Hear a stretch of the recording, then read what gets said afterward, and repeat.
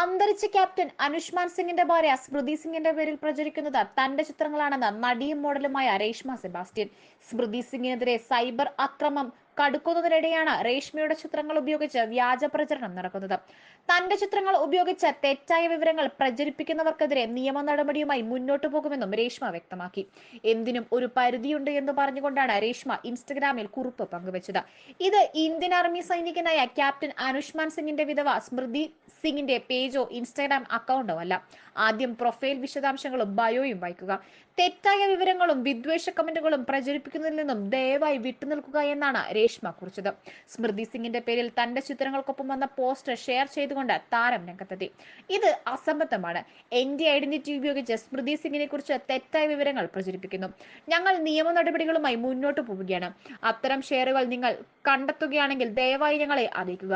ഇതുവഴി ഞങ്ങൾക്ക് റിപ്പോർട്ട് ചെയ്യാം എന്നാണ് ഇൻസ്റ്റഗ്രാം സ്റ്റോറിയായി കുറിച്ചത്. രാജ്യത്തിനു വേണ്ടി രക്തസാക്ഷിയായ മകനെ ഓർത്ത് അമ്മ വിലപിക്കുമ്പോൾ ഭാര്യ ഇൻസ്റ്റഗ്രാമിൽ സൗന്ദര്യ പ്രദർശനം നടത്തുന്നു എന്ന തലക്കെട്ടോടെയാണ് രേഷ്മയുടെ ചിത്രങ്ങൾ ഉപയോഗിച്ചുകൊണ്ട് പോസ്റ്റുകൾ വരുന്നത്. ക്യാപ്റ്റൻ അനുഷ്മാൻ സിംഗിന് കീർത്തി ചക്ര നൽകി ആദരിച്ചതിനു പിന്നാലെയാണ് വിവാദം തലപൊക്കിയത്. കീർത്തി ചക്ര ഏറ്റുവാങ്ങിയത് അനുഷ്മാൻ സിംഗിന്റെ ഭാര്യയും മാതാവും ചേർന്നായിരുന്നു. മകന്റെ മരണാന്തരം കിട്ടിയ ജീവനാംശം കീർത്തി ചക്രയും സ്മൃതി സിംഗ് സ്വന്തം വീട്ടിലേക്ക് കൊണ്ടുപോയെന്ന ആരോപണവുമായി അനുഷ്മാന്റെ മാതാപിതാക്കൾ രംഗത്തെത്തുകയായിരുന്നു.